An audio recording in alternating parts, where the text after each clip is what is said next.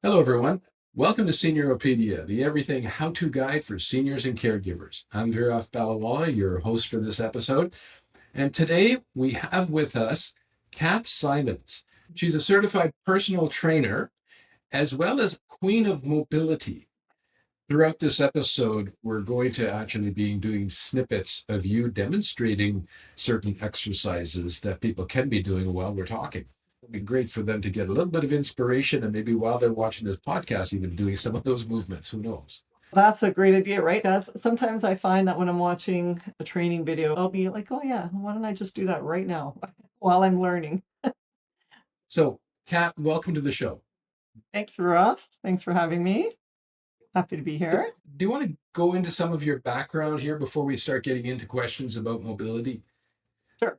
I have been teaching fitness. I started off teaching fitness classes a long time ago, 35-ish years ago. And after that, got my personal training certification shortly after, and my Pilates certification, and I do Nordic walking. And so I kind of cover many bases in terms of fitness and wellness and mobility. Excellent. And you do have a lot of experience with seniors, from what I understand. I do. I have many senior clients who have been with me for a number of years, like 10 years. Yeah. Okay, so you've guided them through pre-senior or early senior up to. Yes. And also, it's interesting seeing my younger clients and then my older clients. And over the years, how with working with my younger clients in our 60s and 70s, that I consider younger as well, working with them early on and how they're able to manage and maintain their health and strength as they age. It's been really enlightening. Heard the term mobility bantered about on various sources, internet, even social occasions and things like that. And I guess mobility means different things to different people at different stages of their life.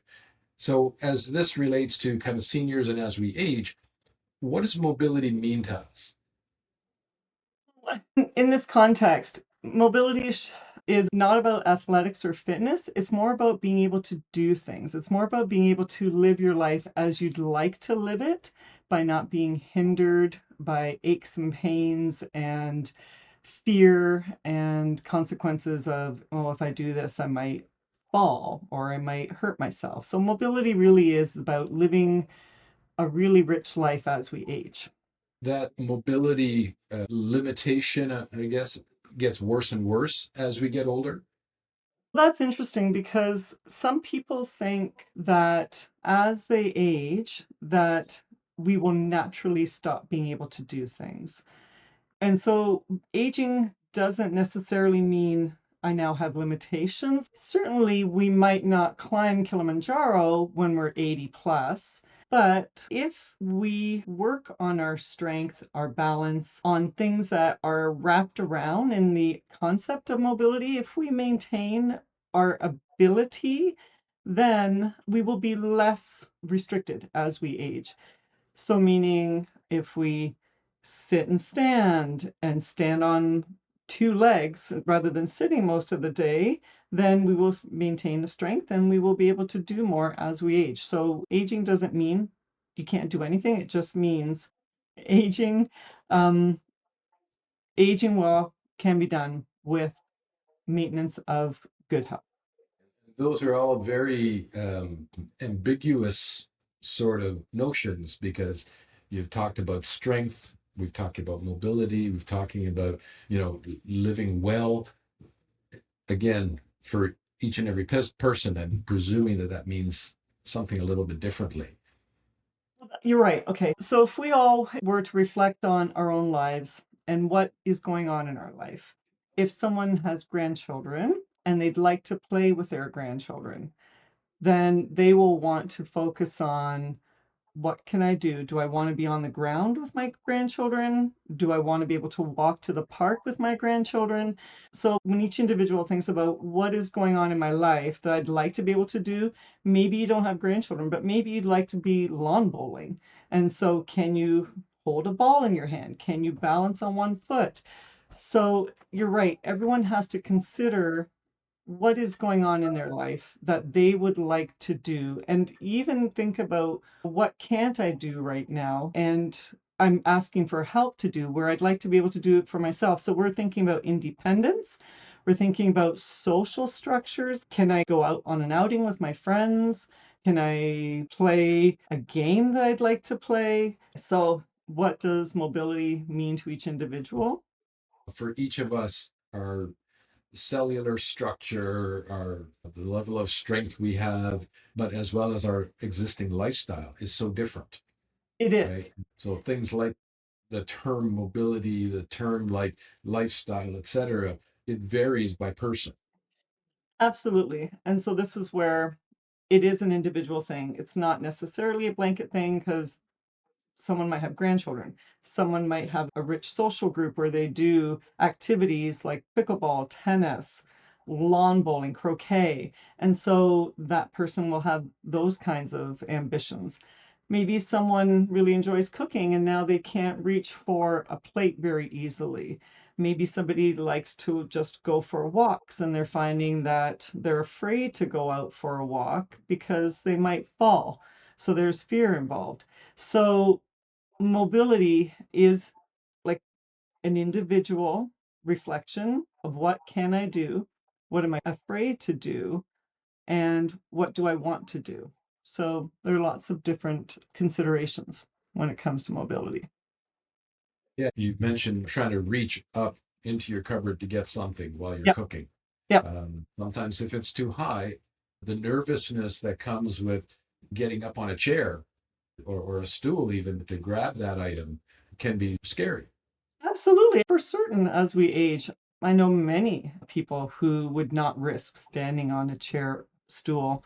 And so everything now has to be brought down on the shelf. And even bending down, many people that I know are hesitant to bend down into the deep bowels of our cupboards to get things because they just don't have the ability to squat or to really flex at the knees. It hurts. It can Sometimes hurt.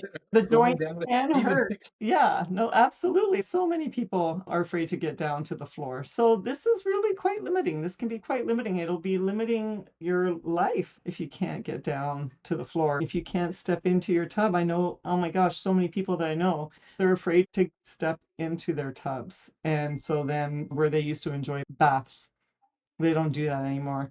they get the walk-in tub enclosures or the walk-in shower stalls, right? And it is. It's like a shower situation. Yeah. So it's really loss of enjoyment. Maintaining our mobility is just it's so important for individual feeling confident, for being able to be in social structures. Being mobile also means that your mental health is better because if we reduce the amount of things that we do, then we're actually taking away from our brains. So it's actually affecting our actual physical brain.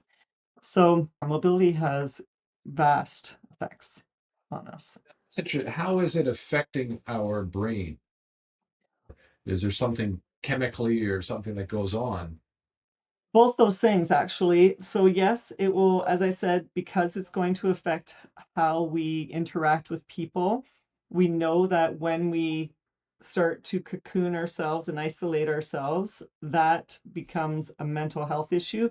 But we also know the effect of exercise on the brain, where as we exercise, we keep moving, circulating blood, we circulate oxygen. And so, like any machine, the human machine, the more we move, the more we stay sharper and you don't get as many aches and pains. And the brain, it's, I can't describe in this podcast like all the things that happen, but just by keeping all the fluids moving in the brain, it is actually an intellectual thing, keeping the brain physically well. I've never really thought about it that way, the biological function. Yes, Yes, of course, everybody talks about how great exercise is for you and you got to stay fit and strong and things like that. But the fact that the more exercise that we're doing, the more it's getting that blood circulation going, yes. and that's carrying all the nutrients and the oxygen and whatnot to the brain so it can continue to function. The cognitive function, that's the word I'm looking for. The cognitive function. Yes. We are maintaining our cognitive function and it helps with sleep. The more you can move, the better you will sleep. And we know that sleep is a problem with our senior population. So if you're feeling like you're cognitively declining, then you will be, again, less willing to go out socially. And then that all just becomes a self-fulfilling prophecy where It we seems just, to be a vicious cycle. it is, it's a vicious cycle. Yeah. So I think I heard you say at one point, if you stop climbing stairs, for example, because you move into a bungalow, then your ability to climb stairs goes away. That is one of my, I think, most impactful concepts that I try to share with people. As soon as you stop doing something, you stop being able to do something. So, stairs is an excellent example because that is the most common thing with our senior population.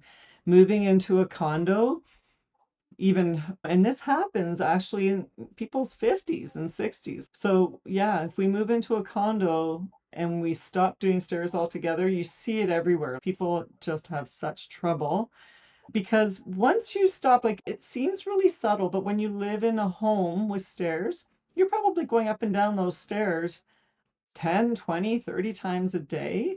And so you can maintain stairs when when you move into a condo, because condos have stairs. And if you seek the stairs outside of the condo, you can still do stairs because that's going to keep your lower body muscles strong, your legs, your glutes.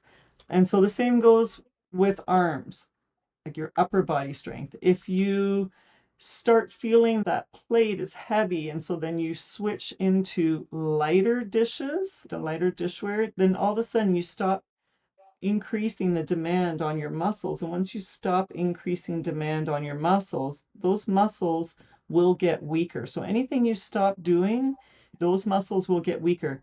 Muscles get weaker naturally as we age. Like after the age of 40, we're going to lose 8% of our muscle mass, regardless of what we do. Not regardless. If we don't do anything, if we do the same thing, we will lose 8% of muscle mass every decade. So over time, that's why we get weaker, unless we do strength training, something to maintain that muscle mass. Because getting older doesn't have to mean getting weaker if we do something. And with mobility, I'm not saying you have to go out there strength train, but what we really should be doing is doing something, just not sitting around doing nothing. Of course, you talked about athleticism and things like that. So that again varies depending on your age and your lifestyle. But I'm presuming that as we age, we're still not going to be able to bench press the same thing as we did in our 20s.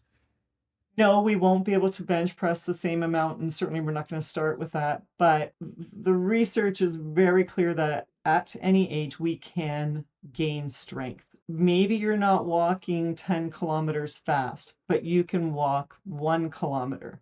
You can walk 3 blocks, you can walk 2 blocks, you can do something more than you're doing today. So it's just a matter of doing something, and don't have the same expectations of yourself as when you were younger. And I have seen it for myself. My clients, like one of my clients, she was 70 when I started with her, and she could barely sit and stand without the assistance of the arm of the couch or something, or like a stick. And she said to me, I don't want to build my butt muscles because I don't want to have a big butt. But I said to her, having muscles in our butt means that those are the muscles that we can sit and stand with. It means that you can get out of a chair. It means you can sit on a toilet on your own. It's important to see these muscles as they make us able to do things. I'm 70. I don't know if I'd be as concerned about the shapeliness of my butt. It certainly does help to keep things stretched. So, how does flexibility apply in this situation? Okay, so flexibility is a really great topic. Flexibility is great in that it's part of mobility, in that to be mobile means that we can move in a way that's natural and it allows us to perform a task. So if you can only reach your arm because you're very tight, and if you can only reach your arm this high, And to get that plate out of the cabinet, that's going to be limiting. And to be flexible enough to raise your arm to its full extent, that will help you reach something like that curtain rod, or like sweeping the curtain to the side, or reaching for that plate. So flexibility allows us to move in a greater range of motion. So that's what flexibility does. We need strength to be able to carry something, flexibility to be able to reach the fullest extent. And flexibility can be everywhere. It can be in our ankle, in all our joints. And to be flexible at the ankles is very important, because ankle flexibility means that we can walk heel to toe, which is how we should be walking. So when people don't have flexibility at their ankle, for example, then they start to shuffle, and that's when we can start to be fearful of tripping, because we're shuffling and we're not lifting our feet up. So flexibility appears in all sorts of unexpected ways, like where it's important in unexpected ways, meaning just how I described the ankle flexibility. So yes, so flexibility is important for mobility, because we're talking about range of motion. What is your range of motion? So flexibility and strength are two very different things, but combined, they contribute to our mobility.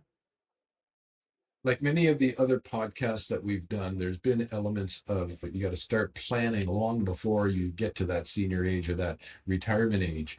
But it sounds like you mentioned here that you can basically start being more mobile at any age. Your muscles will regroup.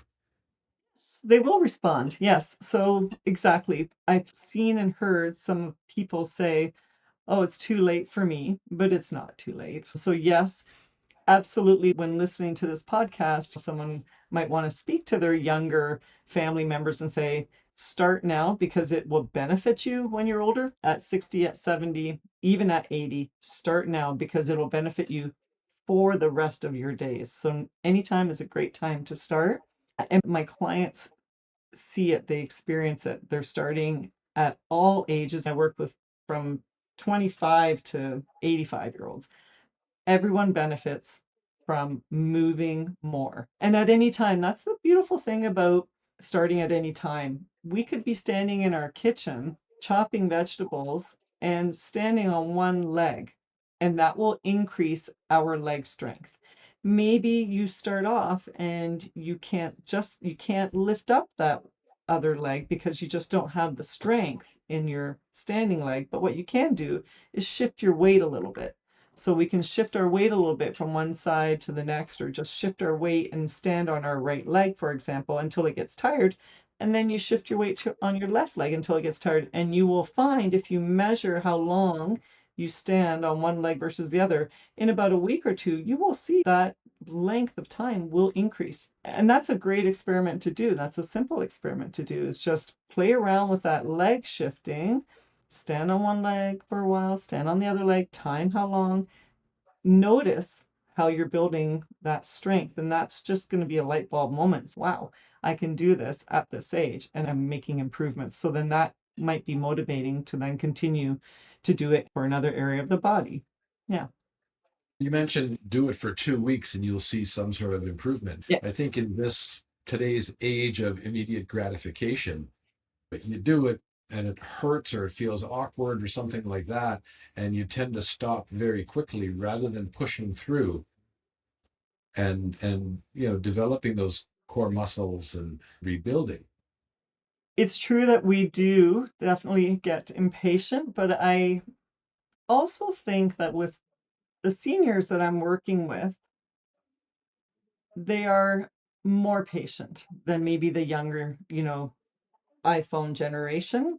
And so I would just encourage people, it really doesn't take long. And this is the other thing, most people get intimidated thinking, oh, I have to set aside 20 minutes, half an hour, 1 hour to do these exercises. Let's not think about them as exercises. Let's just think of them as concentrated movements, and we can do them in segments, right? And while we're doing something else, like that chopping and standing on one leg, we can only motivate people to a certain extent. And so hopefully people will be motivated to do things even while they're doing other things. For example, when I brush my teeth in the morning and at night, I do squats while I brush my teeth.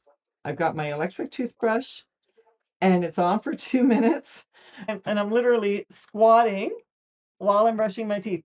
I don't brush my teeth for 2 minutes. It's usually 2.5 to 3 minutes. So I am doing a squat where up until the point that my muscles get tired twice a day for 2 to 3 minutes. I'm doing something that I need to do and I'm filling in that time by squatting. So that is, you really can't beat it. It's a built-in Well, mechanism to squeeze it in. when you say something like that, it just brings visions to my mind of how we're sitting there watching TV, Yes. just sitting there. Yes. And so maybe even during that watching TV time, we could be doing something that helps these muscles expand and contract. Yes. Keep the circulation going. For example, while watching TV, I would ask people to kick their legs out. One at a time, you kick your legs out, you'll feel the muscles in the top of your legs get tight, and then they tight and then they loosen. They tighten, they loosen. So you will stretch your leg out if you kick your legs out while watching TV. I often will have an exercise tension band. I'll lift up that band and I'll pull it down. I'll circle it around my head, pull it forward, pull it back. I'll do a little row while I'm watching TV, or I'll have weights by my side and I'll do bicep curls. I'll do an overhead press while I'm watching TV. These little moments of motion can be embedded in our day quite easily without people feeling like they have to set time aside. And again, one of my clients, what she did is she had an exercise band. She was my 75-year-old at that time, like between 70 and 85. And so she would leave a band at the newel post of her stairs. And every time she walked by, she would do a row. She was actually trying to build leg strength. So she had a loop and she'd kick her heel back from the band. There are things that we could do. Yeah, idle time can be non-idle time, but still enjoy watching TV. You got probably more discipline for that type of thing than most people, I would say. Probably it is part of the territory of what I do. Yes. I know a discipline, that is the biggest hurdle, is the discipline and the motivation to just get started. So the Yeah. best way is to just do the tiniest little thing, just the tiniest little thing. Now, I know if I think back to when I was in my early 20s, I could almost do the splits. That's how flexible I was. But my job and my lifestyle over the years, doing a lot of sitting, now it's a lot harder for me to even touch my toes some days and things of that nature. So what I used to, when I worked at corporate events, what I used to advise people to do is have a timer, a 10-minute timer or a half-hour timer, because sometimes you get into flow and you don't want to break flow. But for people who are sitting watching TV a lot or working still, set yourself a timer. And I would ask them to walk around the floor of the office. If you're working in a corporate setting, you walk around that floor, even just to get up and get the body circulating, because we know that circulation, actually that blood flow to the brain, helps us actually be smarter. There are lots of studies that you'll be smarter and you'll think more clearly if you get those frequent breaks and movement. I would suggest that, or if you're watching TV, at the commercials, sit and stand. So you, when you're sitting there working, what you could do even is you could just bending over and touching your toes, you'll feel the stretch in your back. And if you stretch your leg out and try to touch your toes, then you'll feel the stretch in behind your legs. So then you're getting a little bit of circulation. You're getting that little bit of, oh, I'm going to increase my flexibility if I do this a few times in a day.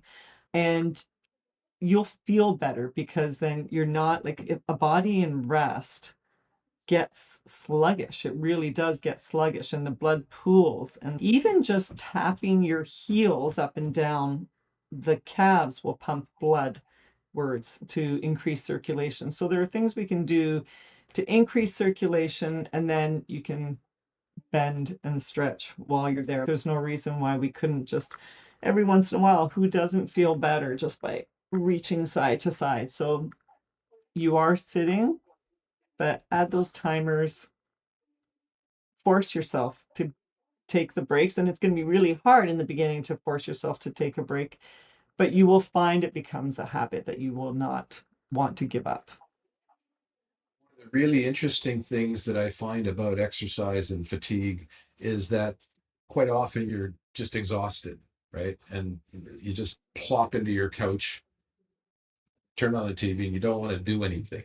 But the reality is that makes you more sluggish.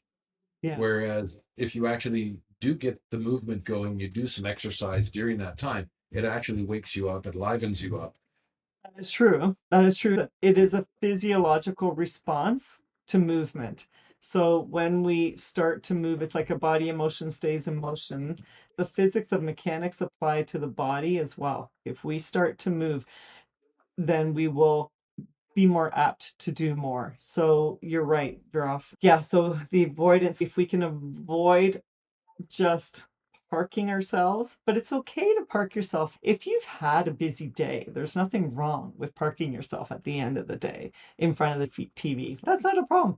You just don't want to be doing that all day long. So, yes, people who work in an office might be, the brain actually uses up so much energy by thinking. So, when we're doing a thinking job all day, that is exhausting and that's physically exhausting to the brain. So it's true that you get to the end of your day and it's, oh my gosh, I can't even imagine to move myself physically because I'm already exhausted. But it's a different mechanism if, as you said, if you just start to do a little bit and you don't even have to, let's say you park yourself in a chair, like in front of the TV. And even if you start, I'm going to start, like I'll be repetitive, even if you start lifting those arms up, that's getting the blood flowing. And then next thing you'll be more willing to do those squats in front of the TV. Like one thing leads to another. And that's just how our brains work. Very interesting.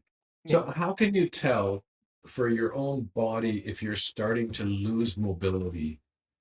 Because you're Oh, not really necessarily measuring mobility all the time. We just, as humans, we don't think of that, right? that's an excellent question. Loss of mobility creeps up on us.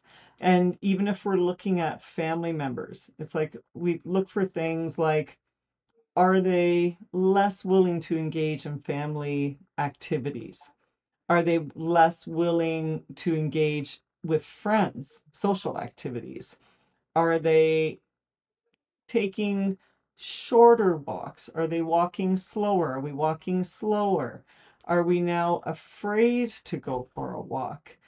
Now you find that you're not wanting to take a bath because you're afraid you can't get out. That has happened to so many people I know, clients, not clients. So you're afraid to get into the bath because you're afraid to get out of the bath. So these are some of the things to look out for because it's a slowly creeping phenomenon. Yeah. So you might not realize it, but if you kind of like take note, oh, yeah, I am walking a lot slower.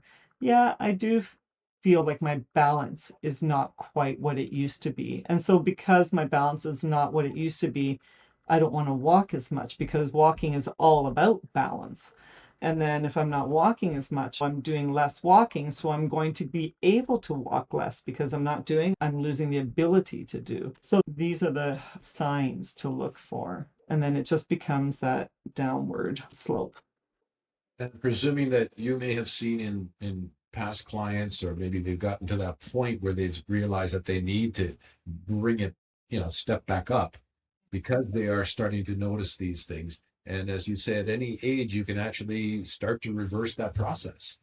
Yes, yes. It's interesting. People on their own, it's going to be hard to self motivate. So hopefully people, like, this is why it's so important to be socially connected because hopefully our social structure, the people in our network will observe these things and encourage us to keep going, right? It's another topic, social connection. But yeah, social connection is so important because not a lot of people are able to notice and then get themselves energized or restarted. And it's very hard to press that restart button. Yeah. Even if we think back to when we were younger and going to the gym or whatever, it's always more motivational if you have somebody as an exercise partner who will push you when you're tired and exhausted, and you can push them at the same time, right? Yes, and I want to put a plug in for where we live in Toronto. I want to put a plug in for our City of Toronto fitness facilities, gym facilities. I am in the gyms and I am actually super motivated and inspired to see how many seniors are working out at the gym. And there are a ton. The gym is really busy with seniors. And what I've also noticed that there are a lot of people there on their own. They're not there with workout buddies, but I see them interacting. I see them just finding an opportunity to talk with one another. And even if they aren't speaking to one another, I think there's a comfort in having other people who look like you, like our age, like the seniors of the same age. Yeah, there's a comfort in knowing that, oh, my people are here and I can go here. Of course, you're safe. You're in the City of Toronto facility, and I'm sure this is the same for any other public facility. And so if you can get yourself to that facility, there will be people there that will inspire you because when you see everyone else doing what they're doing, it's, oh, I can do that too. And then you'll end up doing more and more. And you can, of course, always get a trainer at the city gyms. You can ask for a trainer. True, and it's probably safer to have one rather than jumping onto some equipment and not knowing what you're doing. Sure. Absolutely. The bikes and the treadmills are probably like, especially the bikes are pretty safe that we can jump on ourselves, and the treadmill, as long as you start slow. But absolutely, you want some help and advice on the equipment. So, if you could summarize, if there's one or two tips that you might give to anybody at this stage who either wants to become more mobile, more nimble, what would those things be? I would say that try to take fear out of the picture. Don't think that you have to go out there and exercise hard. Think about what being active in some way will allow you to do. And so maybe the top two movement tips I would say is sit and stand, like in a chair. You can just sit and stand in a chair, stand on one leg at a time because our lower body is so important, and stretch your arms up just so that we've got the tissue of the whole body. It's like an elastic band. It will all be stretched out, and that will be a great start to feeling like you're not so stiff, not such a tightly wound mass. And just think about mobility being freedom. Mobility is freedom and being able to do what you want to do. And your body will adapt. Always. The body always adapts. In anything that we do, the body will adapt. Yes. You will see the changes. Be patient and you will see the changes. Yeah, as always, it's great chatting with you. I've always learned a lot, and I hope our audience does as well. This was a great topic. Thank you so much for joining us. Oh, I love this topic. Thanks for asking me. All right. You take care. You too. If you like this episode, then subscribe, like, share, and most importantly, register for upcoming notifications at SeniorOpedia.com.